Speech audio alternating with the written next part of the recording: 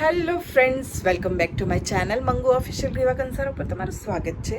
અને તમે જોઈ શકો છો કે હું શું કરી રહી છું.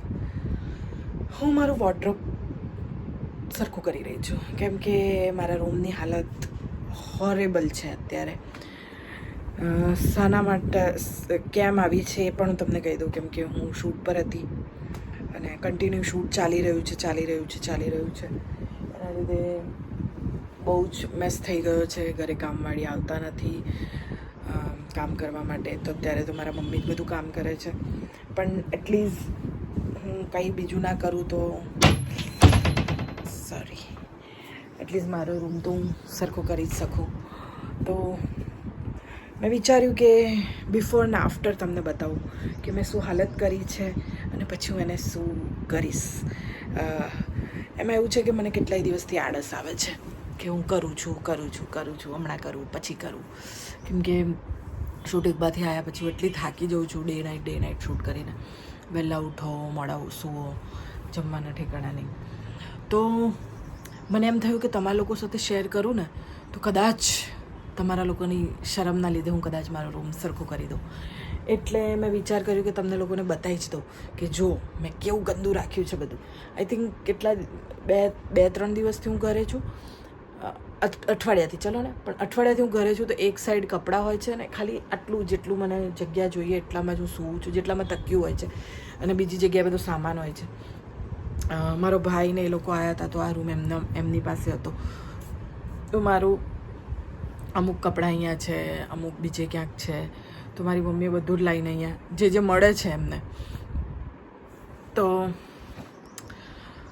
મારા મમ્મીને જે કપડાં મળે છે એ બધા લાવીને અહીંયા નાખી દે છે મારી રૂમમાં.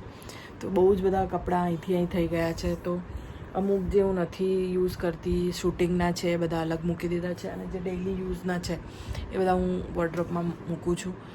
મમ્મીથી યાદ આવ્યું કે અમુક મારા, હવે કહું કે ના કહું, ચલો કહી દઉં છું તો તમે લોકો પણ મને સલાહ આપશો.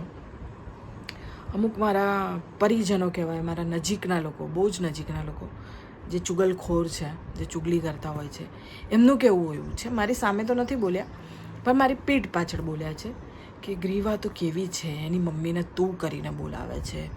અમારે તો મારી મમ્મીને મરે આટલા ટાઈમ થઈ ગયો પણ અમે લોકો તો હજી અમારી મમ્મીને તમે કહીએ છીએ.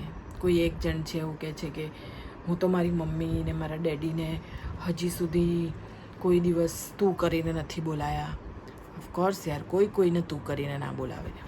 પણ હું પપ્પાને તમે જ કહેતી હતી. પણ મમ્મીનું એવું છે કે એવું નથી કે હું એમની ઇજ્જત નથી કરતી, રિસ્પેક્ટ નથી કરતી, પણ પહેલેથી જ એવું છે કે મમ્મીને મેં કોઈ દિવસ તમે કીધું જ નથી. હા, હું એમને વાત કરતી હોય તો તમે, કોઈ હોય ત્યારે તમે, પણ હું એકલામાં મમ્મી શું બનાવ્યું તે, ખાધું તે, તું શું કરે છે, તારી તબિયત સારી છે, આવી રીતે મમ્મી તમે શું કરો છો. મમ્મી એવું લાગે કે હું મારી સાસુ સાથે વાત કરું છું. મતલબ આપણે આપણી મમ્મી સાથે ફોર્માલિટી કેવી રીતે કરી શકીએ. પપ્પાનું એક એવું હોય કે એ પપ્પા છે યાર, એમનું તો અંદરથી જ આવી જાય કે તમે, એમાં તું ના નીકળે. પણ મમ્મીનું પણ એવું જ છે કે એ તમે ના નીકળે યાર. તો તમે લોકો કંઈક કમેન્ટમાં કહેજો કે મમ્મીને હું તું કહું છું, તો તમે લોકો તમારા મમ્મીને તમે કહો છો કે તું કહો છો, શું કહો છો. હું તો મારી મમ્મીને તું જ કહું છું, ને મને એમાં બહુ જ પોતીકું લાગે છે, બહુ જ સારું લાગે છે. મારી મમ્મીએ કોઈ દિવસ એ વસ્તુને લઈને ઓબ્જેક્શન નથી ઉઠાવ્યું કે તું મને તું કેમ કહે છે. એને એ જ વસ્તુ ગમે છે. પણ છે અમુક મારા આજુબાજુના લોકો, મારી સાથે રોજિંદા જીવનમાં મારા શૂટિંગ દરમિયાન રહેવાવાળા લોકો, જે આવી ચુગલી કરતા હતા મારી, એમને એવું કે મારા સુધી વાત નહીં પહોંચે, પણ પહોંચી ગઈ. સો એ લોકોનું કહેવું એવું છે કે તમે કહેવું જોઈએ મમ્મીને. ભાઈ, તમારા મમ્મીને તમે કહેતા હશો, મેં નથી કીધું કોઈ દિવસ, તો હું નથી કહેતી, સોરી. તમારા મમ્મીને હું તમે કહીશ, મારી મમ્મીને તો હું ગમે તે કહી શકું ને. સો આવું છે ભાઈ. જુઓ, તો તમે કહેજો કે તમે તમારા મમ્મીને તું કહો છો કે તમે કહો છો. ઓફકોર્સ તમે કોકના મમ્મીને તો તમે જ કહેવાના છો, તમારી સાસુ હશે એમને તમે મમ્મી જ કહેતા હશો, પણ મમ્મી તમે કેમ છો, આ છે તે. પણ પોતાની જે મમ્મી છે, જેને જન્મ આપ્યો છે, એને તો તમે તું જ કહો ને યાર. તમે તો કેવું લાગે, એવું લાગે કે હું કોઈ બીજાની મમ્મી. મેં કોઈ દિવસ કીધું નથી તો પેલું શું આપણે ફોન પર વાત કરતા હોય ને બાજુમાં સાંભળતા હોય મમ્મી શું કરે તું ખાધું ને તે આપણે એવી રીતે વાત કરતા હોય હો આ તો એની મમ્મીને તું કહે છો. મને દેખાડો કરતા નથી આવડતું કે 4-5 લોકો બેઠા છે તો એની સામે હા મમ્મી શું કરો છો તમે સારા છો ને તમે આમ છો. હું એક્ટિંગ બહુ જ કરું છું. મતલબ હું રિયલ લાઈફમાં એક્ટિંગ ના કરી શકું. રિયલ લાઈફમાં હું રિયલ જ રહી શકું. તમે શું કહો છો એ તમે લોકો કહેજો. હવે અમુક છે ડફોડ જેવા લોકો એ લોકો આવી વાતો કરતા હોય છે. છોડ તો હું તમને બતાવું કે મારી રૂમની અત્યારે હાલત શું છે અને હું આ બધું અને હવે રિપેરિંગ જ કહેવાય રૂમનું રિપેરિંગ કરી દઉં પછી તમને બતાવીશ કે હવે રિપેરિંગ કેવું થઈ ગયું છે. તો જોઈ લો તમે. જો આ મારા રૂમની હાલત છે. વોર્ડરોબ તો મેં ખાલી કરી દીધું છે. ઓલમોસ્ટ બધું ખાલી છે અને બધો સામાન અહીંયા છે. આ બધું અંદર જશે, આ બધું અંદર જશે. પેલું વોર્ડરોબ પણ ખાલી કરી દીધું છે એટલે એ પણ ખાલી છે. તો બધું એની અંદર જશે. તો પછી તમે મને નંબર આપજો 0 તો 0 નંબર આપજો મને. ના થોડુંક કંઈક મારું થોડીક લાગવગ ચલાવી લેજો અને મારી મહેનતને સ્કોર આપજો. 10માંથી તમે જે આપી શકો, 5માંથી જે પણ મને ગમશે તમે લોકો મને સ્કોર કરશો તો. પણ હા આ બધું મારી મમ્મી પાસે નથી કરાવતી. મારું બેડરૂમ હું મારી જાતે જ કરતી હોઉં છું. ઇવન અમારા ઘરે કામ કરવા પણ 2 છોકરીઓ જ્યારે આવતી હતી તો એ લોકો પાસે પણ હું આ બધું સાફ સફાઈ નથી કરાવતી. મતલબ એ લોકો હોય તો હું એમની સાથે હેલ્પ કરાવું, એવું નહીં કે હું બધું એકલું જ કરી લેતી હતી. પણ હા હું ઘડી કરું, હું મૂકવા લાગું, હું એમને કહું કે અહીંયા આમ તેમ એમની સાથે હેલ્પ કરાવતી હતી હું. તો એવી રીતે કામ કરી લેતી હતી હું. બાકી બધું કામ કોઈના ઉપર હું સોંપી નથી દેતી. ને મમ્મીને તો હું બિલકુલ મારા રૂમમાં એન્ટ્રી જ નથી કંઈ કરવાની, કંઈ કામ કરવાની. હું હોઉં કે ના હોઉં તો એવું છે. પણ એવું હતું કે પહેલાં છોકરીઓ આવતી હતી થોડી હેલ્પ થઈ જતી હતી. હવે બધું જાતે કરવાનું થાય છે તો મને કેટલાય દિવસથી કંટાળો હતો. તો આજે વિચાર કર્યો કે ના ઉઠ પમી સોરી ગ્રીવા. અચ્છા તમને લોકોને મારું નામ નથી ખબર ને મારું ઘરનું નામ પમી છે. મારા મમ્મી મને પમી કરીને બોલાવે છે. જો આ એક વસ્તુ છે કે બહારના જે લોકો છે એ મને ગ્રીવાથી ઓળખે છે અને મારી ફેમિલી છે, મારા ઘરના લોકો છે, મારી મોમ છે એ મને પમી કરીને બોલાવે. તો આ એક ફર્ક છે, સમજ્યા તમે? તો હું મારી મમ્મીને જવા દો હવે યાર ગમે તે કહું તો મારું નામ પમી છે. એમાં પાછું નામમાં એવું છે કે મારી મમ્મીનું નામ મીના છે, મારા પપ્પાનું નામ પરાગ છે. તો પમી એવી રીતે પમી નામ છે. અને પપ્પા મમ્મીમાંથી પણ પમી થાય તો પરાગનો પ, મીનાનો મી, પમી. આવું મારું ઘરનું નામ છે. મારા ભાઈનું નામ ગટ્ટુ છે, તમને બધાને ખબર છે ઘરનું. અને રિયલ નામ એનું સંતુષ્ટ છે. સો હું ફટાફટ આ બધું સરખું કરું. ત્યાં સુધી તમે શું કરશો? તમે મારા બીજા બધા વિડીયોઝ જુઓ. ઓકે, ટાટા.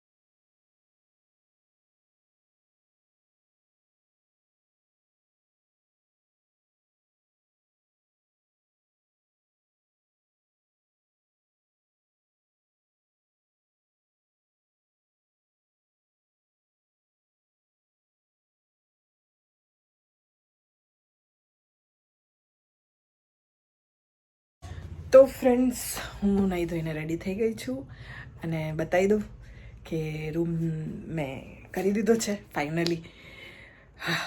2 મહિના પછી ફાઇનલી આ રૂમ મારો થયો છે. તો તમને બતાવું, ચલો. તો જોઈ લો મારો રૂમ થઈ ગયો છે. અને આ બધા વોલપેપરને એવું છે ને મેં જાતે જ લગાવ્યું છે. મને આવું બધું કરવાનું, પેઇન્ટ કરવાનો બહુ શોખ છે. તો આ વોલપેપર છે, આ બાજુનું વોલપેપર એ મેં જાતે લગાવ્યું કેમ કે દિવાલો કેવા કલરની હતી, વ્હાઈટ નહીં, ઓફ વ્હાઈટ કલરની હતી, બહુ જ ગંદી થઈ ગઈ હતી. આ લગાવડાવ્યું છે અને અહીંયા કબાટ હતું એટલે આના લીધે એ કબાટના લીધે અહીંયાનો પોર્શન રહી ગયો છે, પણ ગમે ત્યારે કરીશ. આ એસી ઉપર પણ મેં જ લગાવ્યું છે વોલપેપર, કેમ કે એસી એકદમ અલગ લાગતું હતું.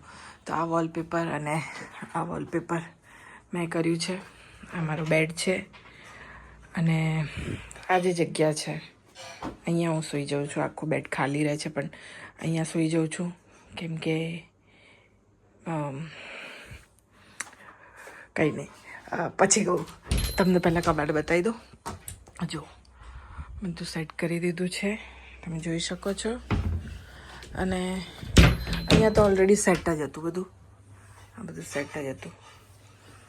એટલે હા, તો હું એમ કહેતી હતી કે આ જગ્યા ઉપર હું સૂવું છું. જગ્યા બહુ જ ખાસ છે મારા માટે, કેમ કે મારા પપ્પાએ કહેવાય ને કે છેલ્લો શ્વાસ અહીંયા જ લીધો હતો. એ આ જગ્યા ઉપર એમને ડેથ થઈ હતી અને હું જ્યારે પણ અહીંયા સૂઈ જાઉં છું તો એવું લાગે કે એમના ખોળામાં સૂઈ જાઉં છું. તો કોઈ આ રૂમમાં નથી આવતું, મારા મમ્મી પણ નહીં, મારા માસા માસી કોઈ જ નહીં. હું આ રૂમમાં રહું છું અને મારો ભાઈ ભાભી આવ્યા હતા, એ લોકો રહ્યા હતા. તો મમ્મીને તો નથી આ રૂમમાં આવવાનું ગમતું જ નથી, એટલે હું રહું છું અને મને એવું લાગે કે હું પપ્પા સાથે જ છું, પપ્પા મારી સાથે જ છે. સો હા, છોડો એ બધી વાતો ઇમોશનલ. તો મારો રૂમ થઈ ગયો છે સેટ, તમે જોઈ શકો છો. કાલ સુધી એવું હતું કે અહીંયા સુધી બધો સામાન હતો, અહીંયા બધો સામાન જ સામાન હતો. હું આટલામાં જ સૂતી હતી, જ્યાં આ જે જગ્યા છે એટલામાં જ સૂતી હતી. પણ હવે જગ્યા થઈ ગઈ છે તો પણ હું આટલામાં જ સૂઈશ, કેમ કે પેલી બાજુ નથી, મને એવી આદત નથી આમ લથડિયા મારવાની. હું એક સાઈડ સૂઈ જાઉં તો એક જ સાઈડ આખી રાત નીકળી જાય, બીજી સાઈડ સૂઈ. હા, આમ અલટ પલટ પડખું ફરું પણ ઓછું. સો થઈ ગયું છે બધું કામ. કેવું લાગ્યું તમને મારા રૂમનું મેકઓવર, મારી રૂમ ટૂર કેવી લાગી,